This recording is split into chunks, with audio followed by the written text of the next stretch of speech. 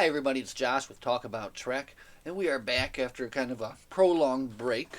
We spent a little time dabbling into the Dark Tower series by Stephen King, but now we've jumped back in to Star Trek Invasion First Strike. So this is a multi-series spanning saga. Uh, from the cover here, the beginning of the ultimate Star Trek saga. Actually, the ultimate Star Trek saga. And again, this is First Strike. This was written by Diane Carey, and the whole concept of this saga was conceived by John J Ordover and Diane Carey. And Diane Carey has written a lot of great Trek books, and I've loved all of them. And this one was no exception. This was a great TOS book. Uh, a lot of great. I guess it was a very kind of action, like bookended book. So there was a good bit of action in the beginning and a really great bit of action in the end, and then in the middle there was all this kind of strange stuff. But even so, it was very good and very interesting, and knowing that it's part of this kind of overarching saga just makes it even more interesting to see where they're taking it. You know, where it's going to end up, and TNG basically goes to TNG, to DS9, and to Voyager. So, looking forward to seeing where it ends up. But just strictly speaking on this one, I had a good time. So, first we'll look at the cover, and I did not do my research as I should have, so I don't know who did this cover art, but very well done with a very serious looking Kirk and Spock there on the cover. And from the back we say, long ago, even before the days of myth and legend, our worlds belonged to them. Now they want them back. Captain Kirk is stunned when the Federation receives an urgent plea for help from the Klingon Empire. A mysterious starship has invaded Klingon space and resisted all their efforts to destroy it, establishing contact with the stranger's ship. Kirk discovers that it is only the vanguard of a vast alien fleet obsessed with conquering the Klingons, the Federation, the Romulans, and all who dwell in the space that was once their own. The invasion has begun. Dun, dun, dun. That's good. That is not too bad of a back cover where it gives away a whole bunch and you feel like maybe you learn too much about the story. So yeah, basically that's what you have. And really they don't say it on the back here, but the book features for a big part of it this Klingon General Kellen, who starts the book and is really kind of featured throughout it. So he almost is plays like a 50-50 role with Kirk as far as who gets like the most time in action in the book, really. So it kind of is between the both of them. So you do have like a lot of good Klingon stuff, and then some interesting things on the Enterprise, and you have some also interesting situations where like there's mistakes being made. Like specifically, like there's a spot where like Spock is injured and like Kirk picks him up to move him, and it just causes all these problems further down the line. And it's just like kind of like highlighting like how these things can happen, and also like how these things can happen in like the heat of battle, you know, like with all this going down and everything they're trying to protect. So that's how this kind of starts. Again, there's a couple good battles. There's a very good ground battle sequence, and the whole thing ties up with a really, really good space battle. So, without getting crazy and spoiling the whole story, that's basically what you're getting into here. And if you want to get into this, of course, you're getting into it to get into the whole saga to see what's going to happen. So this is giving you just like that little foretaste of what's to come. So there's little mysteries that you don't get figured out in this book, but since you know it's part of a saga, by the end of it all, it's all going to be revealed, and I'm looking forward to see exactly how everything turns out. So the antagonists in this book are they're called the Havoc by the Klingons, and they basically they are representative of all of past cultures, Klingons, humans, possibly others, like nightmare creatures, like the most of the things that they would dream up, in their nightmares, their version of what the devil looked like, their version of what, just the most terrible monsters in their society looked like. That's what these race of invaders looked like. But then the book takes that and like kind of flips it on its head when like the whole middle of the book you're kind of spent like talking and meeting like the captain of the invader ship, and he's not just like a monster. So like there's this very different, like, you get to see like the two different sides, I guess, of what they look like and who they really are, and then when you get to learn like a little bit about their history too. It's very interesting and just very cool the way they're all described. So, a very entertaining book. So, that's the end of the non-spoiler section. So from here on out, I'm just going to go ahead and talk about the things in the book that I thought were, I guess, kind of the most interesting. So, the book starts with like this General Kellen and his fleet, and they are basically caught in this giant mass drop event. And what happens is everything in the galaxy or they're at starts dropping in mass. And then, of course, because they're dropping in mass, they begin increasing in velocity. So all of the planets and everything start going faster. They begin going faster. And they are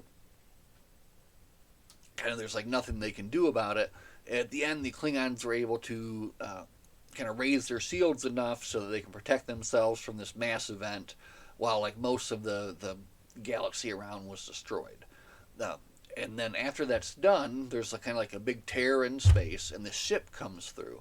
And the ship is described as kind of looking like a giant corkscrew, but then the corkscrew would be covered with like kind of like flower petals, kind of going down it. So just picture that in your head. The ship comes through, and the Klingon general, he wants to beam to one of his other ships, one of his flagships. But when he does that, his beam is intercepted, and he goes to this ship. And when he gets there, he is horrified to discover, basically, it's like he sees creatures that are like from his Klingon version of hell. So in his mind, the havoc has come. This is like an ancient Klingon legend, these creatures that have come back to destroy them all. They come to they eat you starting by your feet first, that kind of thing. So they've come back to destroy the Empire, and now Kellen is convinced that he has to do everything in his power to take them out. So his crew manages to get a chance to beam him back. They're able to like kind of get through and find a weakening in the shields, beam him back, and he's mad at that point because they beamed him back instead of beaming like a bomb on board and blowing the whole thing up. So he is convinced that he's got to destroy them, and now he realizes that he can't do it alone. He's going to need help, and he needs help from the Kirk. So he's going to seek out James Kirk so that he can get his help. So General Kellen is an interesting character. He's described as like the quiet Klingon, the calm Klingon. He never gets angry, but he's like highly revered and very respected. So General Kellen seeks out Kirk. Now Kirk and crew are defending a planet called Capellan 4, maybe, against the Klingons, who are currently actively raiding it to take over, steal their stuff, whatever they're trying to do. But it's a tense ground battle going on. So you have like I said in the beginning, a very good little ground battle between the Klingons and Starfleet. That's pretty dark, and there's some some pretty bad fighting. And in this fighting, Spock is either thrown, or I think he falls off of like a long ledge, and takes a very bad fall basically, and he's on the ground. Just before things get too bad, General Kellen shows up, and General Kellen stops the fighting and kind of gets everyone to do a ceasefire. Kirk walks out to talk to him, and that's when, Kirk walks past him to go get Spock, And he sees Spock, and he's like, Spock, I need you. And he's like, all right, Captain. And he picks Spock up, and he walks him over to Kellen, and Spock's not looking good at all. When McCoy finally gets there, he's like, what have you done? Why did you move him? He fell. And like he had like serious back injuries, so Kirk screwed up big time there. But anyway, they talk to Kellen. Kellen kind of explains what's going on. Kirk agrees. And I guess Kellen has already ran it through Starfleet Command. Kirk agrees because, they're going to do a ceasefire there on the planet, so everything there will be fine. And he will go with the Klingon fleet to investigate the ship. So Kellen, of course, is all for just don't talk, just go directly to kill him. But Kirk wants to go and, of course, open a dialogue first. When they actually get to within range of the ship, they have General Kellen on board the Enterprise with the kind of Klingon fleet trailing behind. Kellen makes a move for the phasers, and actually, like, he knows where the phaser button is at, and he tries to jab it, like that would actually do anything, but he's kind of that insistent that they destroy them. So after that, they make sure he's restrained and he can't get to the phasers. But it's at this point when Kirk reaches out to the ship, and they actually do get a response from them, and they're able to set up a meeting, and they beam over, and that's when they get to see the inside of this ship for the first time. And Kellen has already seen it, but when they get over there, it's different from a usual like space-faring ship. They get in, it's like moss and like gravel and that kind of stuff on the ground, and very like kind of foggy, and you can't really see where they're going or what they're doing. So, but they meet up with the Virgo, who that means like the captain of the ship there, and his name is Zenor. Okay, and Zenor basically looks like, I think, like Lucifer. Like basically he has long curly horns, and basically his species or whatever it is looks like a devil. And like again, there's within this crew, this giant kind of crew of this ship, there's all these different representations, these evil looking things. There's one that's got like giant bat wings.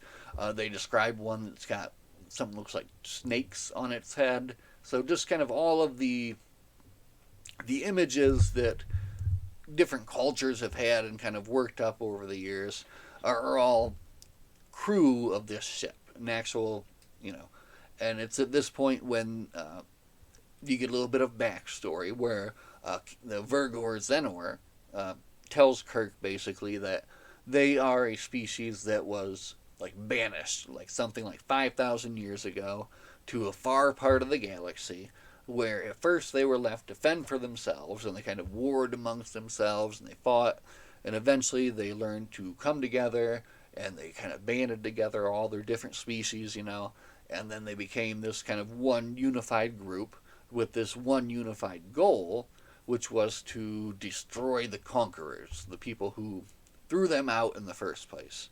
But the problem is that over time they've kind of lost a lot of their history, so they don't exactly know all the facts exactly. They have an idea, and they have like little star charts that have been drawn, so their idea is they're going to go and find the space that they think is theirs, and then destroy everyone else there and take it over. And that is the invasion that is happening here. So they learn a lot there, and then Kirk, of course, invites Zenor and some of his crew to come back to the Enterprise, and the whole time, like, Kellen is like raging. He's like, "What are you doing? You just need to immediately kill these people. What are you doing?" So he invites them back to the ship, where kind of Kirk and Zenor, the Virgo of the Wrath is actually what it's called. This corkscrew ship, which is very large, and they become kind of like close. They kind of form like a kindred spirit as captains, and Kirk can kind of see that Zenor is not like the rest. Like there's another kind of like two different groups. There's like the religious sect and then like the leader sect, and Zenor is like the captain and he's in charge. But there's this guy, Dana Garanimus, who leads like the religious sect, who's the driving force behind, the goal of getting the Conquerors and destroying them out. So you have this kind of interior battle between the two, but Xenor is the one in charge. So again, they're touring the Enterprise now, and again, Kirk and Xenor have become kind of a little bit closer friends, and they do have kind of a similar goal. Xenor wants to, before he does anything, confirm that they're in the right place. And that's the same thing Kirk wants to do, to show them that, they've come to the wrong area of space, probably, and this is not the area of the Conquerors. So, of course, all this time, Spock has been back to the Enterprise, severe back damage, since Kirk kind of picked him up and made him walk after he fell off that cliff. So he is laid out for this point in the mission, and they have him in sickbay, but then Scotty installed a screen, like right above him, so he can continue to work, while he's in his bio bed. So Scotty's continuing to work, or Spock is working and researching the problem still, of course, and looking for answers and getting some answers indeed, and not what the captain and the crew are looking for. So what he determines is that actually, yes, these creatures do appear in the past cultures of the Klingons, the Romulans, the humans, Andorians, lots of people in this system. So it would appear that, yes, they were in this area 5,000 years ago and were somehow expelled from it for some reason. But, that was ancient history, and they want to, I guess, still work on, fight against the Conquerors because of that, and it's Kirk's job now to kind of convince them not to do that. So that's where we stand. So now in the end, or in the, oh man, what am I forgetting here? Let's peruse the book here.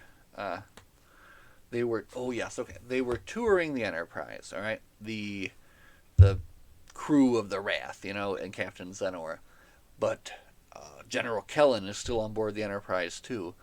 And after he sneak attacks and kills his ensign that was watching over him, he sneak attacks and kills one of the tentacle head guys, and then cuts his freaking head off, and emergency beams out back to the Klingon ship, shows the head to the Klingons and everybody, and basically says, look, I was right.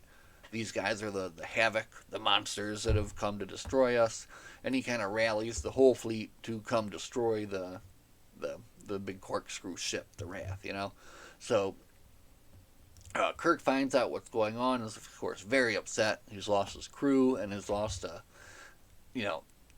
member that was supposed to be protected diplomatically, a person, but then they were killed. So, and then even more bad news, McCoy, when he does his autopsy, he finds that this dude is carried around like a little, kind of like a little doll that is filled with all sorts of different little things. And McCoy takes it apart and looks at it, but it turns out that's a terrible idea. And these people basically consider that little doll filled with knickknacks and whatever to be like the soul of the person. And like it looks kind of like them, it's got their clothes and whatever they're wearing and all that. And by dissecting it, he basically like destroyed this dude's soul according to their customs. So everybody is pretty upset on the the ship of the Wrath there. And Garanimus, after Xenor leaves, beams back onto the Enterprise, actually kidnaps McCoy in kind of a freaky sequence where like one dude grabs him from behind, and then one of these giant batwing guys comes up and smothers him from the front, with his giant bat wings. So that was kind of creepy. But anyway, they do that. They kidnap McCoy. Kirk contacts Xenor, and Xenor's like, oh man, I didn't authorize this, and gives Kirk a chance to come with him to try. Ooh, excuse me. Oh wow! Citing Star Trek books make me sneeze. Apparently, there might be one more. Sometimes there's three. Excuse me. Okay. Kirk, Xenor, on the Wrath, going to save McCoy, and again, Spock's been doing some research, and these things also take from like Celtic mythology too. So they have McCoy in like a giant Wicker Man, and they're going to burn him up in it, you know? And they're getting ready to do that. So things are getting a little bit crazy at this point. So uh,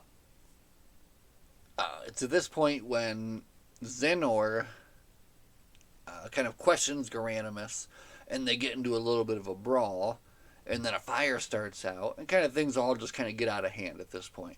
They use the chaos to get McCoy out of there and rescue him, get back to their ship, but it's kind of too late. Like the crew of the Wrath is already kind of fully on board that, you know, we're here, we're going to kill the Conquerors, and you guys are definitely all the Conquerors.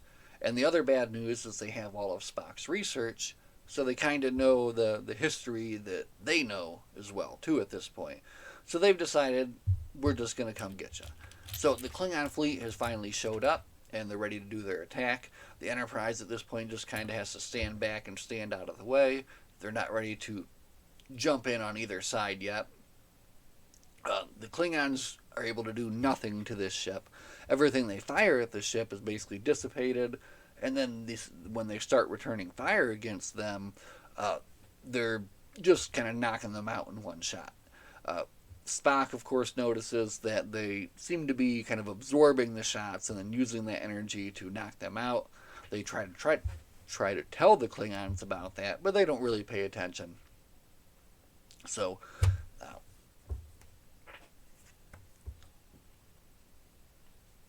they finally get to a point basically where the Klingon fleet is in total disarray, but one of the battle cruisers has did like a ramming speed maneuver and crashed into the ship and knocked one of their little pedals out. And Kirk sees perhaps a weak point. So Kirk contacts Kellen and is like, all right, we can end this thing. Give me command of the fleet. Make me Commodore. And then we can, everybody listens and takes my command, and we'll take this thing out. So then you have this great ending action sequence where Kirk and the Enterprise are in command of the fleet. The bridge crew is like decimated. Sulu has already been hurt. Spock is down. So you have these kind of like backup characters on the bridge, which is cool. And then even they are getting hurt and knocked out. So just a very fun like ending space battle sequence. I really enjoyed that, where they're able to wear down this ship and wear down this armor spot enough where they can get through, blast a hole in the thing, and compromise it enough where they have to. I think actually they just compromise the engines and the thing blows up and is destroyed. So, hooray! They saved the day. They've defeated the invasion. However, in the they find out that before the ship blew up, they were able to send a message off at a super high rate of speed to the other side of the galaxy where the rest of them were, and they also released an escape pod. And then in this escape pod, where all of the little dolls of all of the people that were on that ship, and instead of doing anything with them or destroying them or anything like that, Kirk says have them all preserved and have them all like vacuum sealed and saved, because it might be handy in the future if we meet up with these people again, you know. So you know that's going to come into play when I get into the next book in this saga. So that's going to be fun. So anyway, how else to wrap it up do they do? Anyway, peace between the Klingons and the Federation. Of course, everything's still good there. It was kind of weird that they had that little battle in the beginning, but in the end, everything kind of worked out well, and Kirk proved himself as the Kirk, you know, in General Kellen's eyes. So, just a very fun ride altogether. So I would definitely recommend it. And if you're looking to get into something that is going to give you a whole saga of things to read, this is what to get into. So bear with me while I reach for the next one.